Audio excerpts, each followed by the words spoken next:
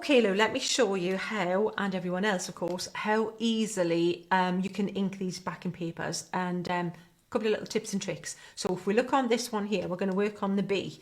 So we've got a really cool paper as it is, use it as it is, but we're going to apply some colour. So as usual, I would always say apply the lightest colour first. So I'm going to say that the sunflower, let's do a yellow sunflower. Now, mustard seed is one of the strongest colours in the whole of the distress ink line. This stuff is like, it's there. It is not subtle, a bit like myself. So what I'm going to do, big tip, get yourself some glycerin. If you haven't got any yet, get your local chemist. It's cheaper than the one that you get in the food aisle.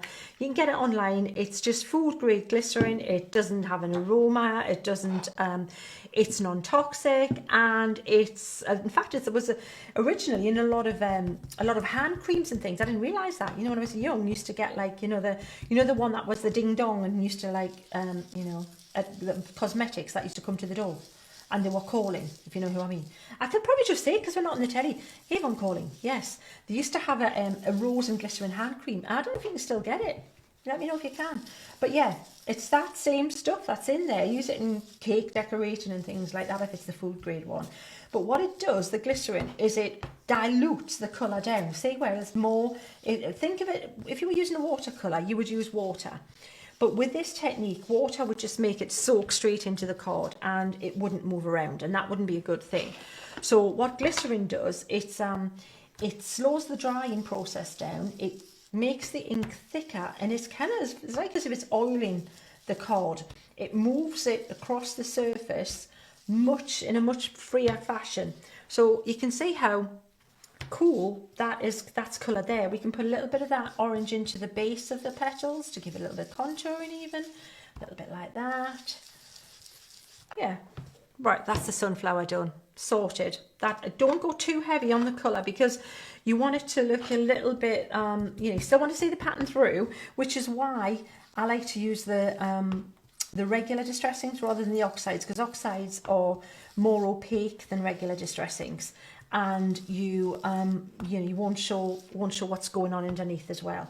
So I'm using some of the we're using spice marmalade on these little bees. Now I'm not as worried about the wings because I'm going to show you it even flow bleaches really well. So we've got that done there. We'll create a background, and let's use a little bit of full-on colour here with a crushed olive. Again, because it's a background, I'm using a little bit of glycerin. Now, if you're worried about your distress inks, splodge them onto your mat before you use instead of taking the applicator to your distress ink, splodge just the ink to the mat, and then put it on your applicator, or put some ink on and then pick up the glycerin. I have never had any problems with it diluting the inks or anything. So now what I'm doing is I'm going around with the which one is the crushed olive, quite a bright green, this one. So I'm thinking if we make it lighter in the middle, a little bit zingy in the middle, and then we'll go around darker around the outside. Now if it's looking a bit patchy, I've done that, that's in the layering. It's meant to look a bit patchy. You can blend it out a little bit more if you want it smoother, but that's been in the levels that I've put in there to make it look. You'll see there's kind of like darker bits and lighter bits, so that if you want to just leave it, that's all good too. And I'm going to now pop a little bit of crushed olive. Now this is a darker green around the outside, so it's giving that impression of a very close-up image of these cute little bees doing their thing, all busy with this gorgeous sunflower. And when you get more ink on, as you know, with any card, it becomes more easy to blend. So you see, I haven't had to add glycerin every time. If you don't overdo it, what will happen is if you just keep putting too much glycerin it'll take ages to dry.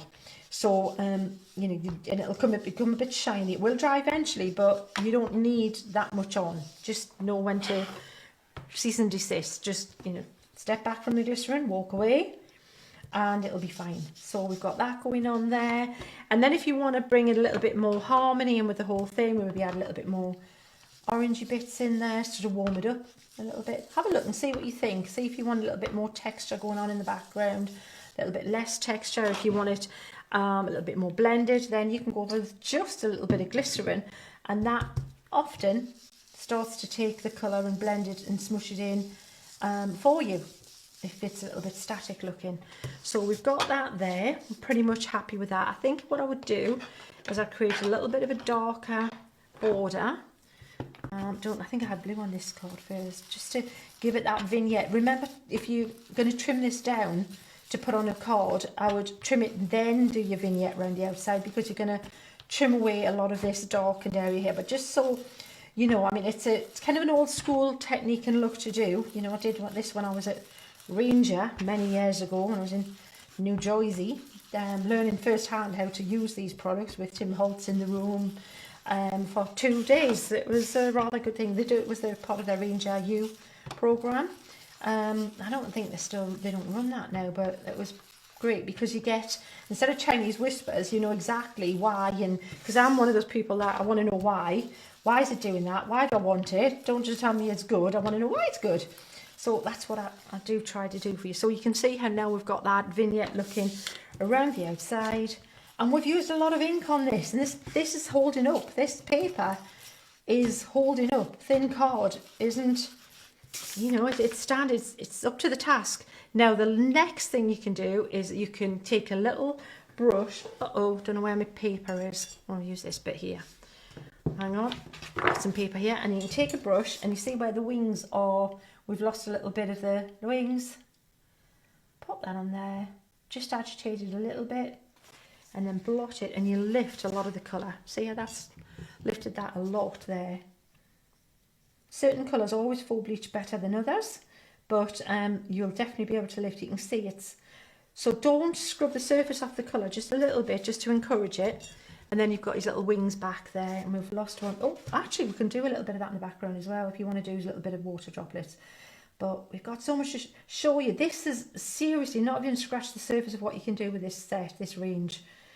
I could go on for, I could probably do a whole month, but Lou would be like, you know, well, probably, bless her, begging for release and trying to form an escape committee if that was the case.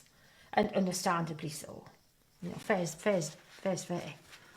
So there's his wings back in there. And we'll pop a little bit more on that one, and we'll call that done with the layering. We'll do more tutorials, more things with the stencils and layer, but I wanted to just show you how you can ink that up.